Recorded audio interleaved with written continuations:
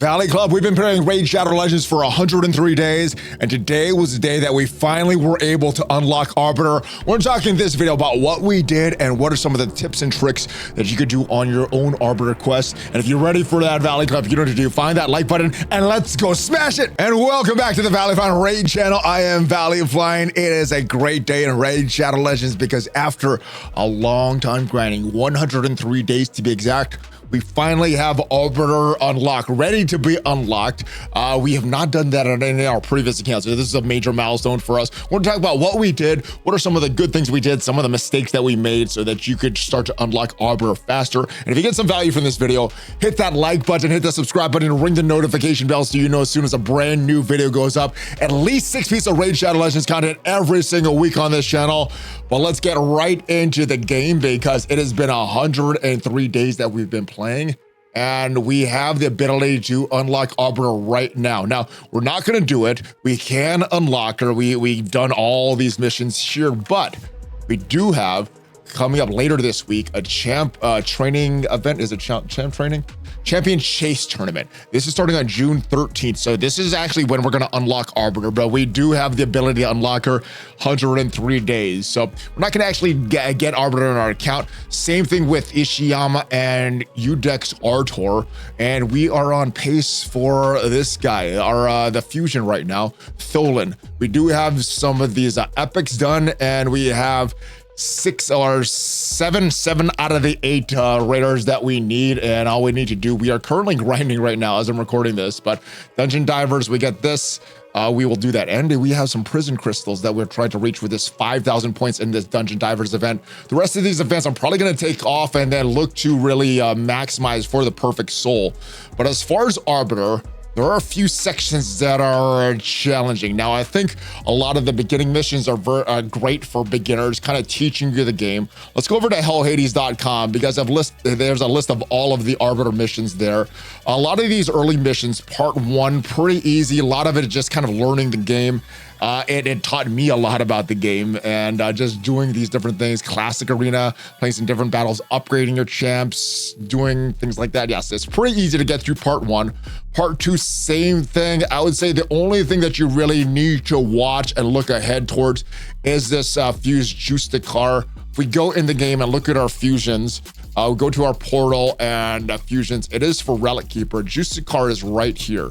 So what you need to fuse Justicar are these farmable champs, which you may not be saving. So what I need to do, I was looking for the Justicar, and I need to go back. I think I need to farm Eris for that. Now, we don't have this character right here, Spirit Host, anymore.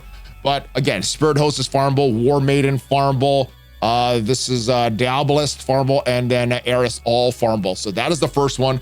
You're eventually going to have to farm Relic Keeper or fuse Relic Keeper. That is for the next section. So let's go down to the end of part 3. That is when you need to fuse Relic Keeper. So make sure you're keeping these champs. That's something that I did not do previously. So all of these champs for the Relic Keeper, make sure you're keeping these. And then this Justicar fusion, once you've done that for the end of part 2, for part 3, make sure you just keep this champion for that. But the rest of it, I think, is very, very grindy. There are a few things that you would need. So one of the interesting sections here is a Spirit, then the Magic, then Force, then Void. The affinities there, and I think they do this on purpose, the way that this is structured. So we go into the game again and look at the way these dungeons are structured and the way that they are set up in the game. We have first day is we have what is this? This is Spirit going on, and then Force, and then Magic, and then Void is only on Sundays. So we look at the way this is structured here. Instead of Spirit, then Force, then Magic, we have this in reverse. So with this section here, I got to the Force section here. We were on Magic, and then the next day after Magic was Void. So I was like, all right, I'm going to spend the gems, open up Force. That way it just kind of saves a week. So usually when I spend in games, I'm looking about how much time it's going to save. Spending some gems to open up the keep here saves about a week. So this is something that you might want to spend on if you are not trying to really chase that time frame that you get the Arbiter in, then you can just wait a week for this one. Now this is probably the biggest section here, to the Great Hall section. and win 200 battles in arena. Now, as far as my grade haul, what it looked like pretty much after we were done with all of the Arbiter missions, this is what it looks like. You need one level or one of these affinity bonuses at level 10. The rest of them don't need to be at level 10. I think you do need to do some attacks for some other missions in the game, but as far as your just the Arbiter missions, you need to get one other affinity, I think up to level 4. The rest of these were from some of the early quests, and then you just go focus on one. Now, I know it seems very tempting to go wide with this. I would go as wide as you need to for the other missions and then just focus on one. Now, I focused on magic because my starter champ was Kale. He is a magic champion. I think that's the way that a lot of players are going, and then you could start to shift out to some other, either the spirit or force or void. Now, if you start off right away and you have a champion that you're using, maybe you're not using Kale, maybe you want to build up one of your starter legendary champions that you use the code for. Well, that is where you could do this here. Now, I do want to remind you guys, that's leads me to a good point. If you want to get a free epic character, you could actually get 4 free epic characters if you use that QR code up there or the download link to download a brand new copy of Raid. If you use that, you will get these 4 epic characters, including Uugo, one of the best epic support champs. You're gonna get that right as soon as you're done with the tutorial. Then level 25, you're gonna get Tagoar, a great another great epic reviver. We have level 45, you're gonna get Fayne. Fayne is great for the clan boss damage dealer. And then level 50, you're gonna get Mausoleum Mage, another great starter champ. And then remember, as soon as you're done with the tutorial, Uugo is in your account. Use one of these codes to get one of these legendaries for free right off the bat. My recommendation right now is to use the code for Tholen Foulbeard Demon Slayer. He is the fusion champ right now, and I think he offers a lot right off the bat. We also have Tuhana Rack with the Queen Desert Queen. She is a great champ right off the bat as well. And then you have Sun Wukong. You can get him with the code Monkey King. I did Sun Wukong as my starter champ, but any one of these are really, really good. Demon Slayer is a new one, so that one is the one that I probably am recommending at this point. But let's get back to the list for Arbiter. So your arena battles, it is just pretty much grindy. You need a decent arena team that you could just grind through arena. Now, a lot of the arena defenses, a lot of people are placing just one character on defense to try to lose, to not let them get too high in the rankings. I found a lot of those. And if you are refreshing the arena battles, you could do that every 15 minutes and hopefully find a lot of those one-person defenses that you could just smash and beat and climb. That's where a lot of the arena battles were. And then the next section is each of the dungeons. You need to be able to beat level 20 of all of the dungeons: Ice Golem, Dragon's Lair, Fire Knight Castle, and Spider's Den. So I'm going to show you the teams that I use. I don't think they're the ideal teams, but these are the teams that I use that got me through all of the dungeons here. So we are actually running one of the dungeons right now. So let's go and take a look at the teams that we use for each of these dungeons. The first one, let's go for Ice Golem's Peak. What we used for Ice Golem's Peak was this team here: Deacon Armstrong, we had Uugo, we have Ursula, we have Demitha. So we have a lot of protection here. We have even more protection with Taragi the Frog.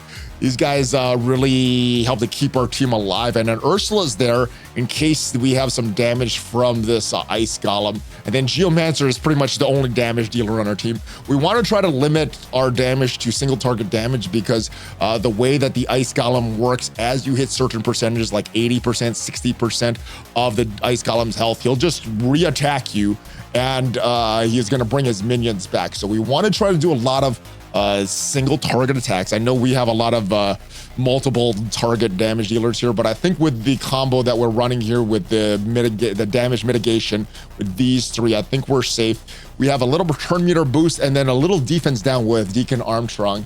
That defense down, AoE defense down, is not necessarily the best against the Ice Golem because that can trigger that passive that he just attacks us. But this is the team that we use.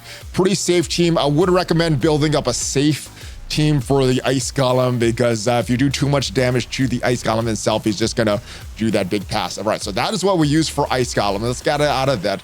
That's how we beat stage 20. Spider's Den was the one that I was struggling with the most. I actually went through a bunch of different teams. I actually was using this Paragon cheese, trying to, where it is this? Here. Paragon as the cheese. He has an unkillable buff, placing it at Arminger. Cold Heart, we did have to build her up to do a lot of damage on the spider. And I was using Cupidus. That was a new legendary character, a relatively new legendary character that we pulled. Just having our account maybe a few weeks. So we're starting to build him up. We did not have a big AoE HP burner on our team for a while. We did get Skrank and ultimately ended up going back to Skrank. I know Croyd in the Blue is really great on these spider teams as well because the freeze, but we were looking for a little different for spider. So what we ended up using for spider was Lysandra. She is a good turn meter manipulator. On her A2, she could fully deplete the turn meter of the enemy. So we used that. We have Skrank on his A2 has an HP burn, an AoE HP burn. So each time one of these spiders or the spider boss himself will take a turn, all of the enemies are getting some damage. Cold Heart was there because of her Heart Seeker A3 ability, does damage based on the max HP of the enemy, also reduces the turn meter. Ursula was there because she helped bring characters back to life. And the way this team ran, pretty much all these characters did their thing. Ursula was the last one remaining. She has a lot of health. She brings it back to life, and then we finished beating the spider. It's kind of cheesy. It didn't feel good. I'm gonna have a video on what we did to beat the spider, but this was the actual team that we used to beat Spider 20. And then Maneater is just great for his unkillable buffs. He has a block buff, so can block some of those early waves of those spiderlings putting poisons on you. But yeah, this is what we ended up building. There's probably a lot of better teams like this Paragon Cheese team. I just couldn't get it to work. Started targeting Paragon, it's to target Arminger, which we wanted, and it's just the target was weird. So we couldn't get that one to work, but that is an option as well if you're struggling and do manage to get Paragon.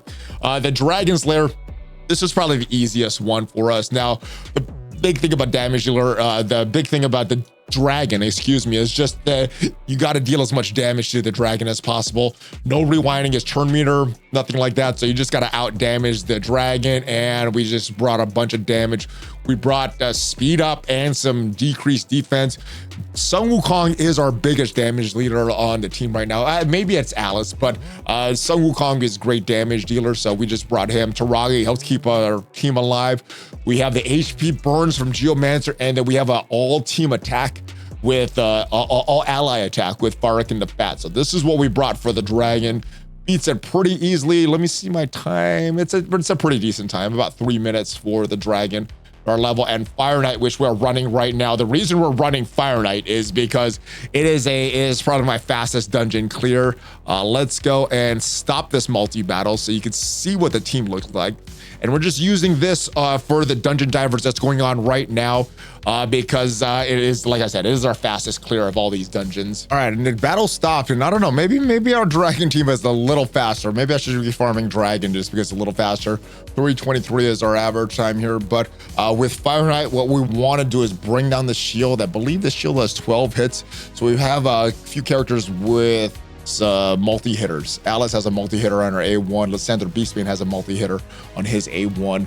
And we just have some turn meter manipulators. As soon as the shield is down, we have people like Alice that could bring down the turn meter of the Fire Knight. Same thing with Deacon Armstrong. Same thing with Lysandra. Lysandra Beastbane is really here for his extra hits. And then Geomancer obviously can apply that HP burn and also reduce the turn meter of Fire Knights. So those are the teams that we use for each of these dungeons. And then the last major piece was the Demon Lord. Now we are able to beat the Demon Lord on Nightmare difficulty. We are able to get a top chest with 3 keys, but we weren't able to do 100 million damage with the 4 keys that we get in a day. You get a new key every 6 hours, but what we were able to do, we were able to use the 4 keys of one day, and we did save up 2 keys from that clan versus clan tournament that happened last week. So 6 keys total did get us that damage that we needed, that 100 million damage on the Demon Lord difficulty Nightmare, and we were able to get that. And now that we have that done, we have the ability to unlock Arbiter. But like I said, we're not unlocking her yet. She's a very good character, but we're gonna wait just to get a little more points with the current tournament. Great for Arena. She has a great Arena lead. We've been facing a lot of Arbiters in Arena, and she increases 30% in Arena battle speed. Sun Wukong, who has been our Arena lead, increases the speed in Arena battles by 28%. So now we have a little bit more speed from Arbiter. Revives all dead allies, 30% HP. Refills the turn meters of all allies by 20%. Grants an extra turn to this champion if an ally was successfully revived. So 5-turn cooldown when she is fully booked up. Increase attack buff on all allies for 2 turns and fill the turn meter of all allies by 30%. Heals allies by 25% of their max health if they have less than 50% max health. 3-turn cooldown, and this is a great opening move, especially if you want to buff your nuker with increased attack. We also have attack all enemies 1 time, 75% of decreasing the duration of all enemy buffs by 1 turn. Another great Arena move. You want to reduce the buff, so you could do that. And then with the A2 and then A1, 1 enemy 2 times, each at 30% chance to place a weaken debuff for 2 turns, and weaken does increase the damage that your enemies are gonna take. So very, very good character, very good Arena. That is what we did to unlock her. Again, we got 103 days. I think most people are getting between 3 to 6 months, or within that time frame. I know somebody recently within the past couple of months got Arbiter free to play within 30 days. So yeah, we're not close to that record, but pretty happy with what we got, because we weren't just focused on Arbiter. We were also focused on getting some of these fusions that are going on in the game. But hopefully, if you are on the road to getting Arbiter, hopefully this video helps you. Some of the pain points that we got through and what we used to get through them. But let me know what you're doing, where you are with Arbiter. Hopefully, like I said, this helps you. If you did get some value from this video, leave it a like. Check me out on social media. Check out some of the other videos. And of course, if you want a fresh copy of Raid, use that download link up there, that QR code. You get that fresh copy, get those 4 epic characters, get that legendary right off the bat, and I will see you guys next time. Have a great rest of your day. Hulk fist bump, ValleyFlyin out.